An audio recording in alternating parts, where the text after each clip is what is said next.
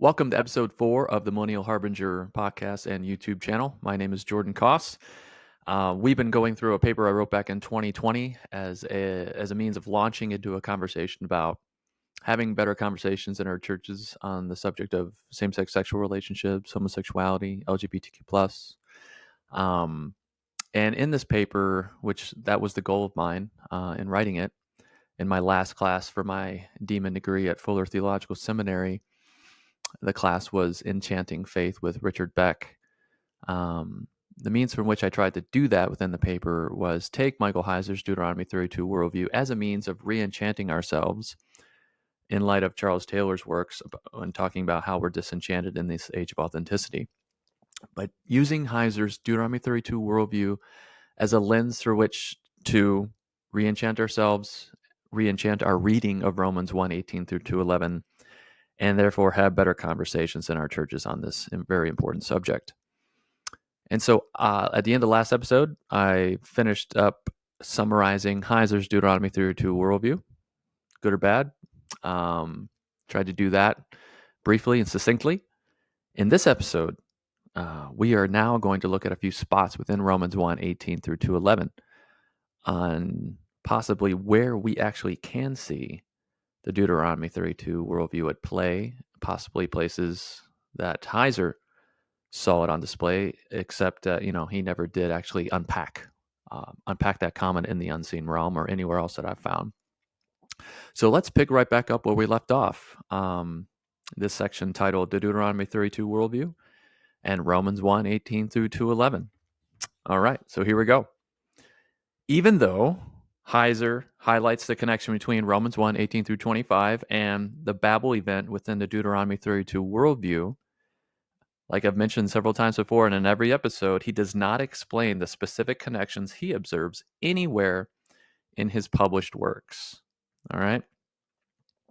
I make a footnote here. There are over 25 semantic connections between Romans 1:18 through 2:11 and Deuteronomy 32 in the Septuagint, of which this section of the paper will discuss and mention a few.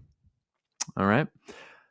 This section will look into how the structure of the passage, the quotation from Deuteronomy 4:15 through 20 Septuagint, the allusions to Psalm 105, Jeremiah 2, and Exodus 32 Septuagint, including the trifold use and pairing of exchanged and handed over.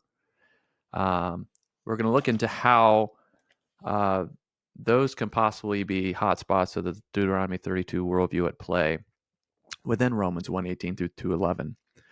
Now, those examples that I just mentioned, there are, four of them?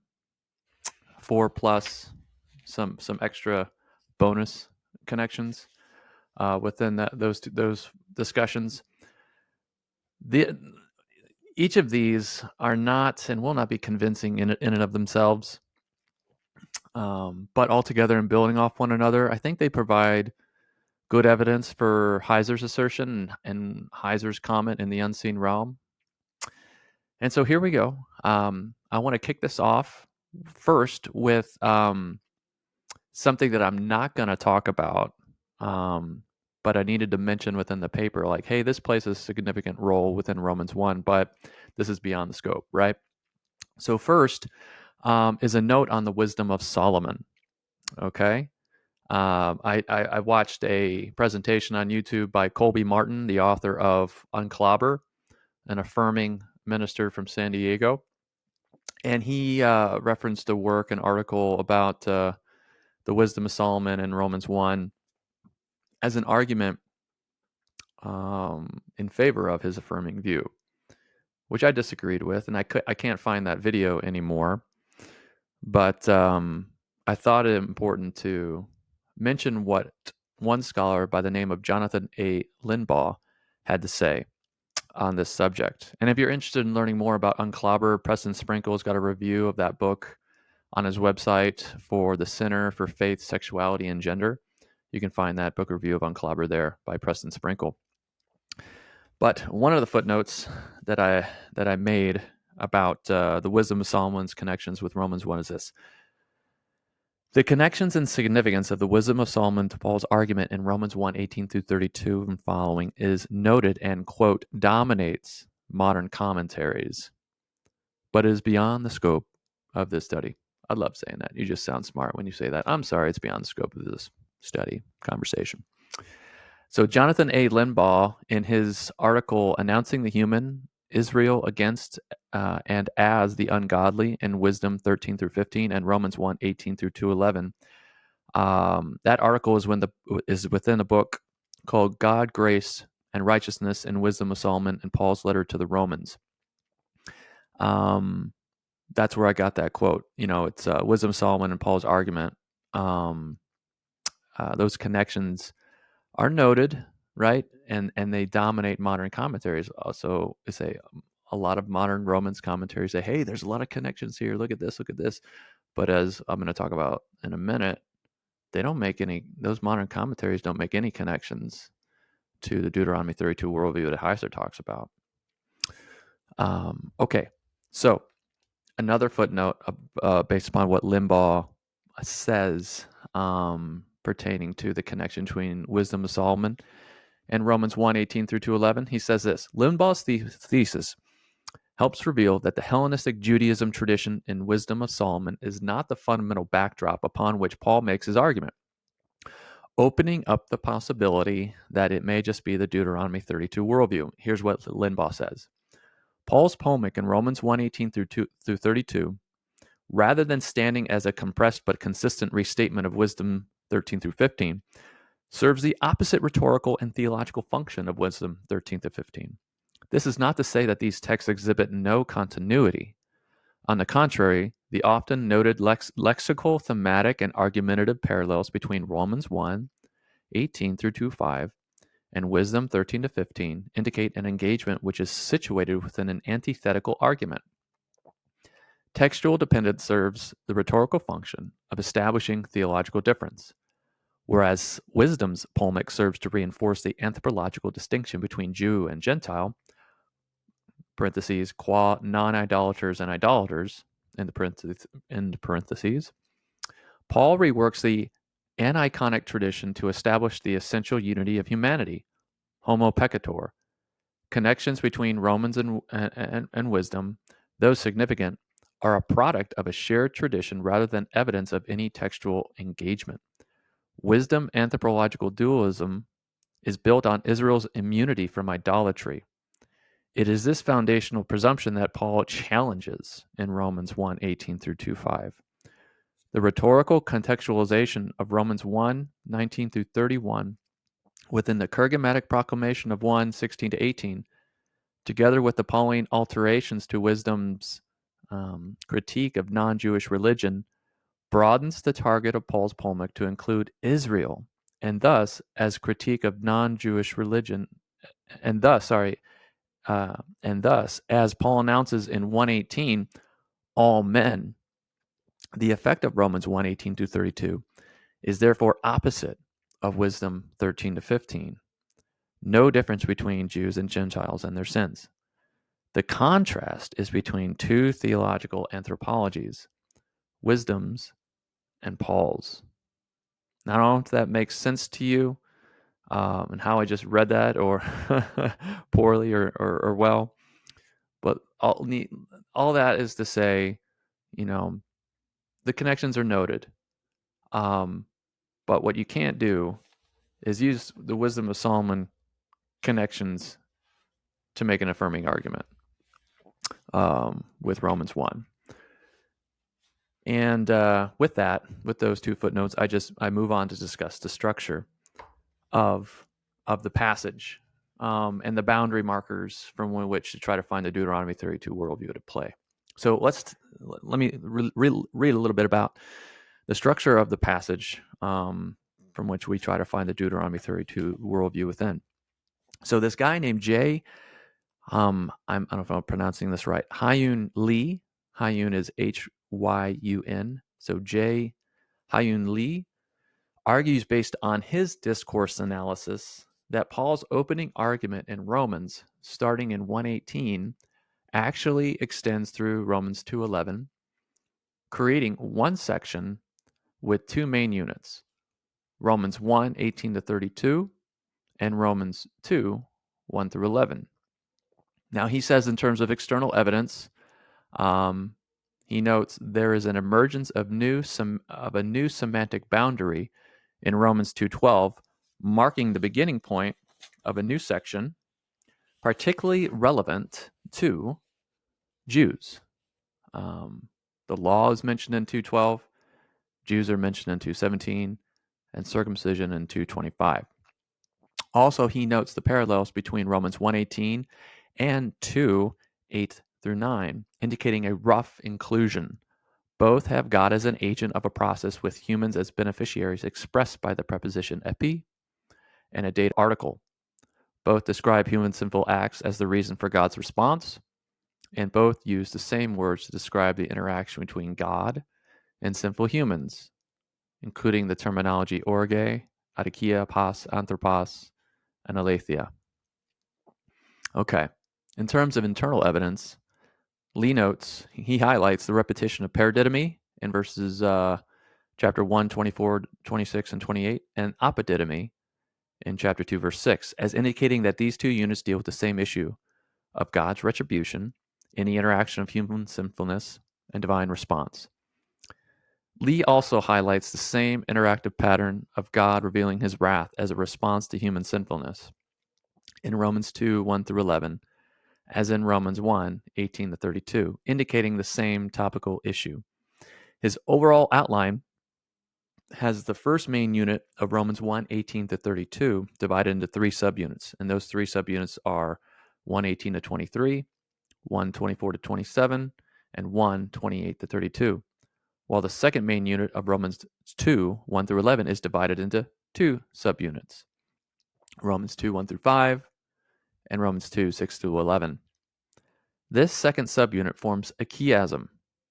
Verses 6 and 11 form the outside frame, AA.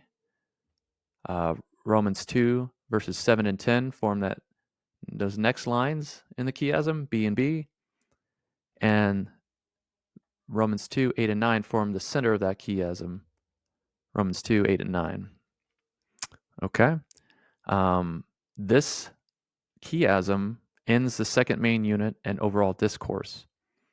Lee concludes that this passage has three main topical elements, and those are the impartiality of God, the sinfulness of humans, and the scope of God's wrath encompassing general humanity and Paul's particular audience. Paul's particular audience is in verses 1 through 5 of chapter 2, and general humanity is discussed in chapter 1, 18 to 32, and 2, 6 through 11.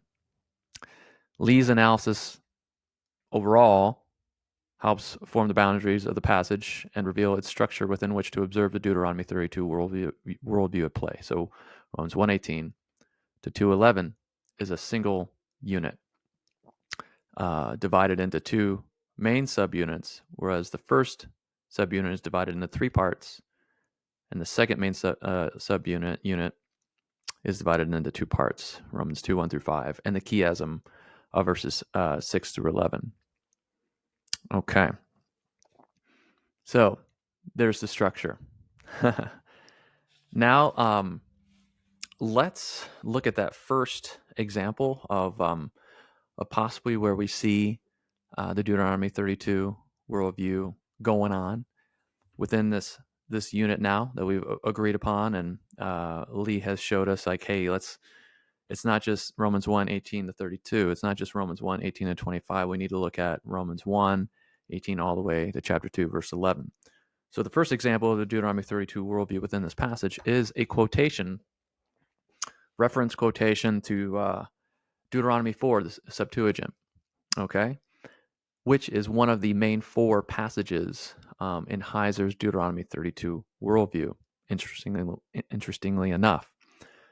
So here we go. The first place to discover where and how the Deuteronomy 32 worldview might influence Paul's argument within Romans 1, 18 to 2:11 is the quotation from Deuteronomy 4, 15 through 20 in the Septuagint in Romans 1, 20, verse 23b. Okay. Now, I looked at, a lot of modern Romans commentaries. I mentioned here, I looked at least 16 of them. Some of the latest Romans commentaries to be published, academic commentaries to be published within the past 10 years, from back when I wrote this back in 2020. And 11 specifically mention the Deuteronomy 4 passage as behind Paul's thought in this verse.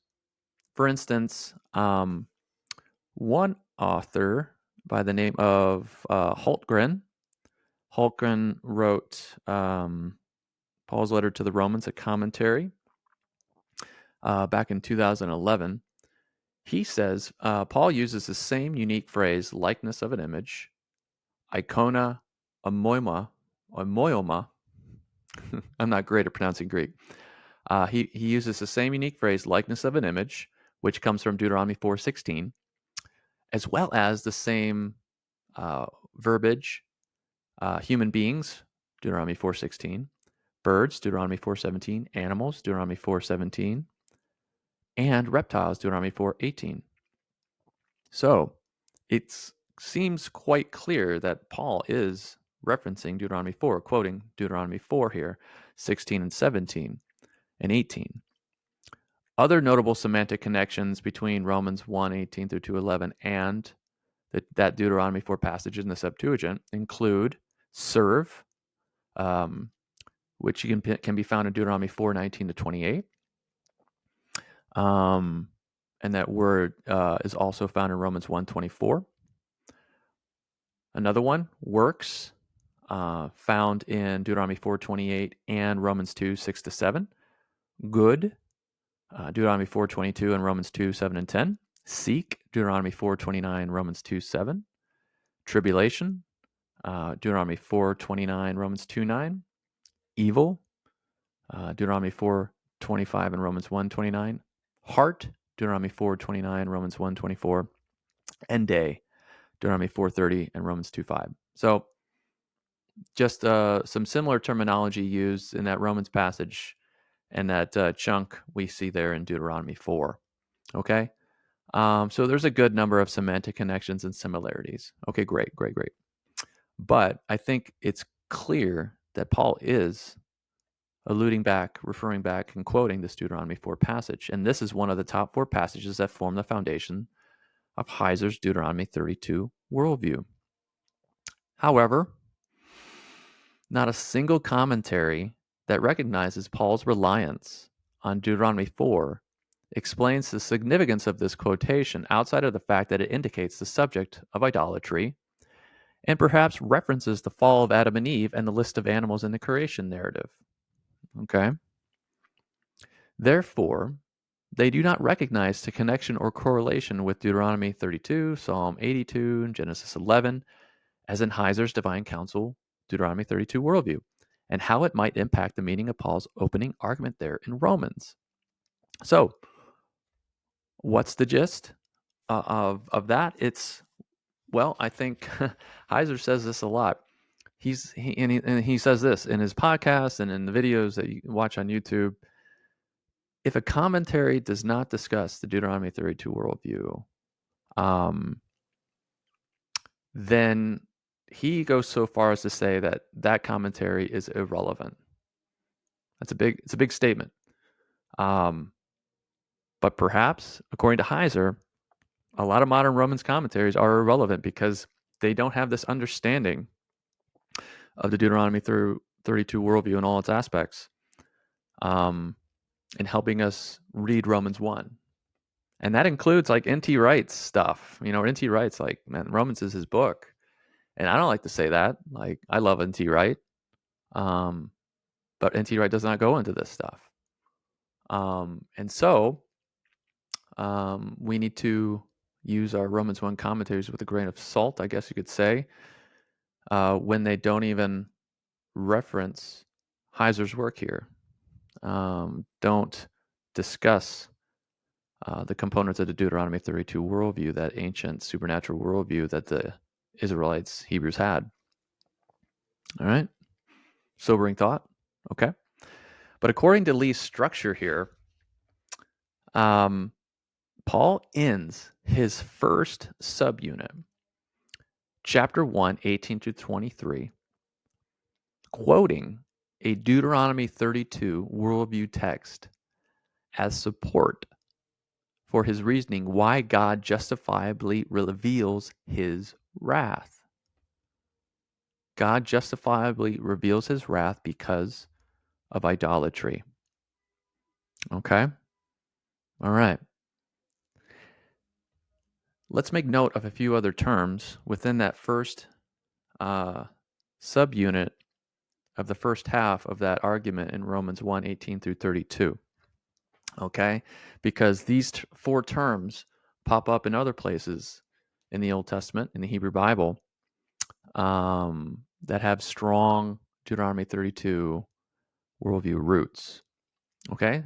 So Paul utilizes the terms wrath, organ, in chapter 118, chapter 2, 5, and 8, as well as fury, thumos, in chapter 2, verse 8, within this passage. Okay? Which appear in significant text for the Deuteronomy 32 worldview. Orge and thumos appear together in, get this, the golden calf story, in the 4 times in Exodus 32 in the Septuagint, verse 10, 11, 12, and 19. They also appear together in Israel's second generation Sinai sin at Baal of Peor in Numbers 25, 3 times, verse 3, 4, 11 in the Septuagint. They also appear together in Psalm 105 Septuagint in verse 23 and 40. They appear together in Deuteronomy 32 5 times, 19, verse 19, 22, 24, 27, 33, and in Psalm 77 Septuagint in verse 5 times, verse 21, 31, 38, 49, and 50. Okay, so interesting, with those two words. I mean, that's as far as I go with that for right now. But interesting how the terminology Paul uses can be found in those significant texts relating to and incorporating this idea that Heiser calls the Deuteronomy 32 worldview. 2 other terms that are very significant that I make note of here, used in that first subunit, is the context of wrath that God reveals is generally described and caused by humanity's ungodliness, or the Greek term asabeia. I think I'm pronouncing that right, in verse 18 of chapter 1. And the second term is unrighteousness, adikia. That's found in chapter 1:18, 29, and chapter 2, verse 8. Once again, these 2 terms appear in relevant Deuteronomy 32 worldview texts. Asabeia is used in Deuteronomy to describe the wickedness of the nations as Yahweh's reasoning for dispossessing them from Canaan and giving the land to Israel. Interesting. That's in Deuteronomy 9, verses 4 and 5. So you can also cross-reference where this word also appears in Deuteronomy, chapter 18, 22, 19, 16, and 25, 2. This term, asabeia, is also found in the significant passage in Jude where he quotes from the book of Enoch directly in verse 15. Also look at verse 18 there in Jude. Okay. And you can also look at Richard Baucham's commentary in the Word Biblical Commentary set on Jude and 2 Peter for a good discussion on the book of Jude and that term. Adikia is used in the rebel sons of God story and the fallout of humanity's condition in Genesis 6 in the Septuagint, verses 11 and 13. Also, you can find this term in Yahweh's self-description, the God Creed in Exodus 34, and Moses' intercessions in response to Israel's original sin there at Sinai with the golden calf. You can find this term in the God Creed itself. Crazy. It's such a significant passage for the entirety of Scripture. The God Creed there in Exodus 34, 6, and 7. You can also find it in Numbers 14, 18 in Septuagint, which is a reiteration of the God Creed, I think. You can also find it in Deuteronomy 32 in verse 4 Septuagint. You can find it in Jeremiah 2 in the Septuagint in verse 2 as well. This term also appears in the significant passage in 2 Peter 2 that parallels Jude's argument, verses 13 and 15 there in 2 Peter 2. So these four terms, okay, you have quoting Deuteronomy 4, and these four other terms that are also found within that that first main subunit and the rest of the passage of Romans 1, 18 through 2:11. These four terms are part of the semantic artillery with deep Deuteronomy 32 worldview roots that Paul deploys, summarizing humanity's condition from the beginning and specifying the problem as idolatry in the first subunit of Romans 1, 18 to 23 with his quotation of Deuteronomy 4. Humanity's adikia via idolatry led to even worse adikia, or spelled out even more, in the third subunit of chapter 1, 28 to 32, where it's mentioned as the first of 21 vices in that vice list in verses 29 to 31, in which the entire subunit functions both as a, quote, second example of God's wrath, as well as the culminant depiction of human sinfulness, unquote. That was Lee. Therefore, based on these initial observations, it can be proposed that Paul possibly had what Heiser calls the Deuteronomy 32 perspective in mind. Okay. So we've gotten through talking about the wisdom of Solomon and how I don't go into those connections in this paper, but a lot of other people do, right? But I don't think you can use the connections between wisdom of Solomon and Romans 1 as a means to argue an affirming position in Romans 1, 18 through 2:11. What you need to do is read Jonathan A. Linbaugh's work on that, and his observations on the connections between wisdom of Solomon and Romans 1, 18 through 2:11. So we talked about that. We also talked about the structure of the passage via Lee's discourse analysis of Romans 1 and 1:18 through 2:11. And in his book, which I think is based off of his dissertation, PhD dissertation, it's great. That was a really awesome resource that I found.